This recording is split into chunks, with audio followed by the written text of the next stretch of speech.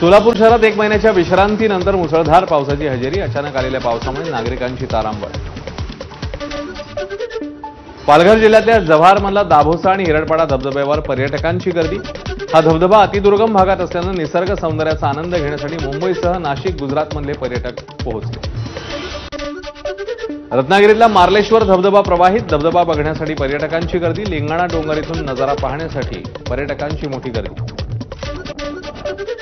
यवतमाळ शहराची तहान भागवणारा निळवणा प्रकल्प ओव्हरफ्लो झाल्यानं यवतमाळकरांचा पाण्याचा प्रश्न मिटला.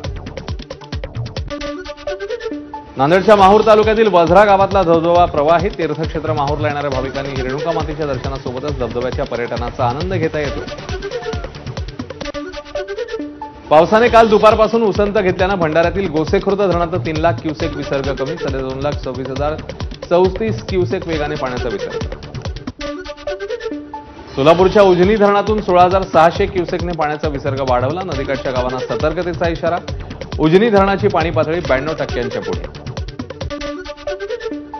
गडचिरोलीची पूरस्थिती तिसऱ्या दिवशीही कायम. गोसेखुर्द धरणातून पाण्याचा विसर्ग कमी केल्यानं पूर ओसरायला सुरुवात.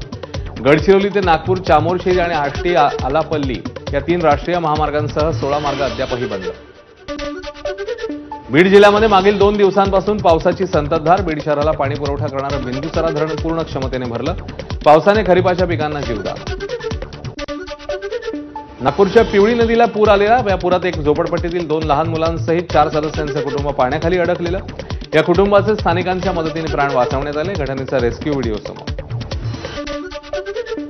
हिंजवडी आयटी पार्कमध्ये पाणी साचू नये यासाठी सल्लागार समितीची नियुक्ती. ग्रामपंचायत, एमआयडीसी आणि महापालिकेत समन्वयासाठी एका अधिकाऱ्यावर जबाबदारी. खड्ड्यांसह मेट्रोचं काम पूर्ण करण्याच्या मुख्यमंत्र्यांच्या सूचना.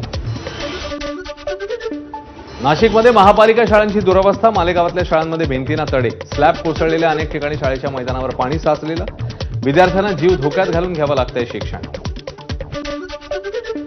वाशिम जिल्ह्यात मागील 4 दिवसांपासून सुरू असलेल्या पावसामुळे खरीपाच्या पेरण्या रखडल्या. अनेक ठिकाणी रस्ते चिखलमय. त्यामुळे नागरिकांसह शेतकरी त्रस्त. भंडाऱ्यामध्ये प्रकल्पग्रस्त पूरबाधितांचा जिल्हाधिकारी कार्यालयात ठिय्या. अतिवृष्टीमुळे नदीकाठची घरं जमीनदोस्त झाली तरी अजूनही पुनर्वसन न झाल्यानं संतप्त नागरिकांचं आंदोलन. मालेगावात नागरी सुविधा समितीचं जिल्हाधिकारी कार्यालयासमोर आमरण उपोषण. शहरातील प्रलंबित समस्यांकडे प्रशासनाकडून दुर्लक्ष होत असल्याचा आरोप करत उपोषण. प्रशासनाच्या आश्वासनानंतर उपोषण तुर्तास स्थगित. परभणीत स्वाभिमानी शेतकरी संघटनेचे उपमुख्य कार्यकारी अधिकाऱ्याच्या दालनासमोर ठिय्या. 4 वर्षांपासून विहिरीचे आणि गायगोठ्याचे पैसे रखडल्याने स्वाभिमानी आक्रमक. धाराशिवच्या परंडा नगरपालिकेच्या मुख्याधिकाऱ्यांवर भ्रष्टाचाराचे आरोप. चौकशीच्या मागणीसाठी भ्रष्टाचार विरोधी कृती समितीने रॅली काढत परांडा बंदची दिली हाक. कोल्हापूरमध्ये शक्तीपीठ महामार्गाला विरोध म्हणून गडहिंग्लजमध्ये रास्ता रोको आंदोलन. राजू शेट्टींचा रास्ता रोको आंदोलनात सहभाग. गरज नसलेला शक्तीपीठ महामार्ग शेतकऱ्यांवर लादला जातोय. आम्ही तो होऊ देणार नाही. राजू शेट्टींचं वक्तव्य. आमदार शिवाजीराव पाटील यांच्या भूमिकेमुळे शेतकरी आक्रमक. पुण्यातल्या दारूवाला पुलावरील जवळील ड्रेनेज काम सुरू असताना खांब कोसळल्यानं शारकाळी मुलगी जखमी. मुलीवर नजीकच्या रुग्णालयात उपचार सुरू असल्याची माहिती. नालासोपारा पूर्वेकडील जुन्या पोलाखाली प्लॅस्टिकच्या गुणीमध्ये 1 महिन्याची बालिका आढळल्यानं खळबळ. बालिकेवर रुग्णालयात उपचार सुरू. प्रकृती स्थिर असल्याची माहिती. पोलिसांकडून पुढचा तपास सुरू. सांगलीतल्या आटपाडीत अत्याचारानंतर मुलीची आत्महत्या. 4 आरोपींपैकी 3घांना अटक. 4था आरोपी हॉस्पिटलमध्ये. महिला आयोगाने पोलीस अधीक्षकांकडून मागितला सविस्तर अहवाल. दारू उधार न दिल्याचा राग मनात ठेवत 2 तरुणांकडून बार मालकावर थेट सुरीने जीवघेणा हल्ला. नाशिकच्या मनमाडमधली घटना. हल्ल्याचा प्रकार सीसीटीव्ही कॅमेऱ्यात कैद. पोलिसांकडून 2 संशयित हल्लेखोरांना अटक. नाशिकच्या फर्नांडिसवाडी भागात 2 टोळ्यांमधील वादातनं हवेत गोळीबार. दोन्ही गटाकडून 15 ते 20 राऊंड फायर. एका गटाची बाजू मांडणाऱ्या वकिलाच्या घरावर देखील दगडफेक. वर्चस्वाच्या वादातून गँगवॉर. 3 ताब्यात. कौटुंबिक वादातनं पतीने पत्नीच्या डोक्यात सिलेंडर घालून केली हत्या. यवतमाळच्या वाघापूर परिसरातली घटना. लोहारा पोलीस ठाण्यात पती विरोधात गुन्हा दाखल. बीड जिल्ह्यात पोलीस अधीक्षक कार्यालयासमोरच हाणामारी व्हिडिओ व्हायरल. 3 जणांकडून एका व्यक्तीला बेदम मारहाण. अखेर पोलिसांनी मध्यस्थी करून भांडण सोडवलं. जालना जिल्ह्यातल्या अंबड इथे भर दिवसा एसबीआय बँकेतून तब्बल 2,30,000 रुपयांची बॅग लंपास. घटना सीसीटीव्हीत कैद. कल्याणमध्ये 31 वर्षीय तरुणाचा डेंग्यूमुळे उपचारादरम्यान मृत्यू. घटनेनंतर आक्रमक होत कल्याण डोंबिवली मनपा आरोग्य विभागाच्या ढिसाळ कारभाराविरोधात मनसेचं ठिय्या आंदोलन. कोल्हापूरच्या पाटपन्हाळा गावात शेतात वैरण आणण्यासाठी गेलेल्या 5 शेतकऱ्यांवर गव्याचा प्राणघातक हल्ला. वारंवार गव्याचे हल्ले होत असल्याने शेतकरी हतबल. बंदोबस्त करण्याची मागणी. नाशिकच्या चांदवड तालुक्यातील राहुड शिवारात धुमाकूळ घालणारा बिबट्या जेरबंद. महिनाभरापासून बिबट्याची परिसरामध्ये होती दहशत. बिबट्या जेरबंद झाल्यानं ग्रामस्थांकडून सुटकेचा निश्वास. देहू रोड वगळता राज्यातील कॅन्टोन्मेंट भाग विलिनीकरणाला तत्वतः मान्यता. पुण्यातील खडकी आणि पुणे कॅन्टोन्मेंट महापालिकेत विलीन होणार असून बाकी ठिकाणी नगर परिषद स्थापन होणार असल्याची ही माहिती. गुरुपौर्णिमेनिमित्ताने आंध्र प्रदेशमधल्या भाविकाकडून साईंचरणी 59 लाखांचा सोन्याचा मुकुट अर्पण. यासोबतच सोन्याची फुलं आणि चांदीचा हारही साईंच्या चरणी दान. गुरुपौर्णिमेनिमित्ताने तामिळनाडूच्या दाम्पत्याकडून साईंचरणी 3 लाखांचा 54 ग्रॅमचा हिरा अर्पण. संस्थेच्या वतीने साई भक्तांचा सत्कार. गुरुपौर्णिमेनिमित्ताने संत गोरोबा काकांच्या तेरमध्ये परज मिरवणूक. ढोलताशांच्या गजरात वाजत गाजत पारंपरिक नृत्य करत मिरवणूक. भंडारा उधळत धनगरी ओव्या म्हणत भाविकांकडून बिरुदेवाचं दर्शन. बीडच्या सोंदरा गुरुकुलात सत्यवृक्ष पूजन आणि झाडांचा वाढदिवस साजरा करून अनोखी गुरुपौर्णिमा साजरी. यावेळी शिक्षकांसह विद्यार्थ्यांचा उत्साह. स्वामी समर्थांच्या दर्शनासाठी अक्कलकोटमध्ये भक्तांची अलोट गर्दी. स्वामींच्या दर्शनासाठी भाविकांची जवळपास 2 किलोमीटरपर्यंत रांग. गुरुपौर्णिमेनिमित्ताने अक्कलकोटला येणाऱ्या भाविकांकरता स्वामी समर्थ मंदिरात महाप्रसादाची सोय. आज एका दिवसात 1 लाखाहून अधिक भाविकांसाठी महाप्रसादाची सोय. गुरुपौर्णिमेनिमित्ताने विदर्भाची पंढरी असलेल्या शेगावात भाविकांची गर्दी. संत गजानन महाराजांच्या समाधीचं दर्शन घेण्यासाठी भाविकांची रिंग. अहिल्यानगरमधील विठ्ठल भक्ताकडून 1,10,00,000 रुपयांचे चांदीचं महाद्वार विठ्ठल मंदिराला अर्पण. तब्बल 87 किलो असणाऱ्या महाद्वाराला बनवण्यासाठी तब्बल 3 महिने लागले.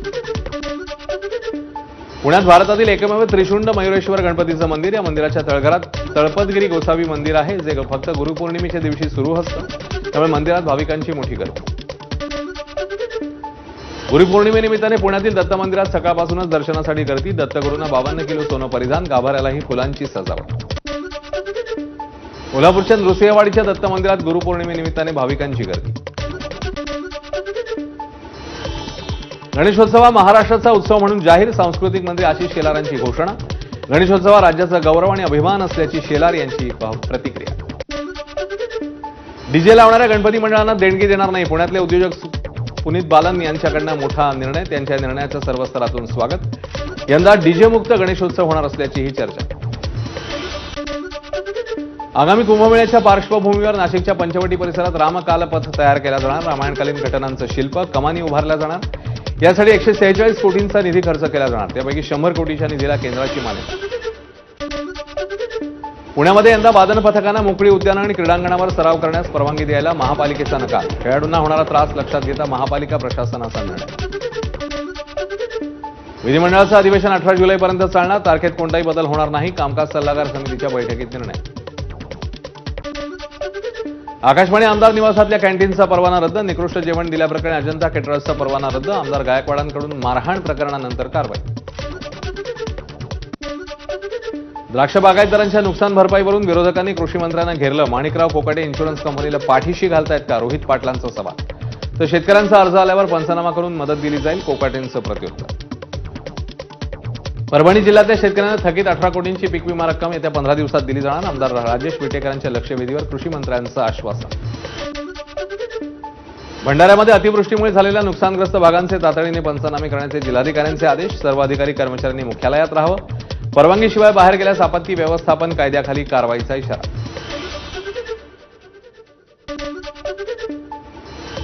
गोरगरीब विद्यार्थ्यांसाठी असलेली राजे यशवंतराव होळकर योजना भ्रष्टाचाराचं कुरण झाल्याचं उघड. माझा इन्व्हेस्टिगेशनमध्ये धक्कादायक वास्तव समोर. मंत्री अतुल सावेंच्या जिल्ह्यात मोठ्या प्रमाणात गैरव्यवहार.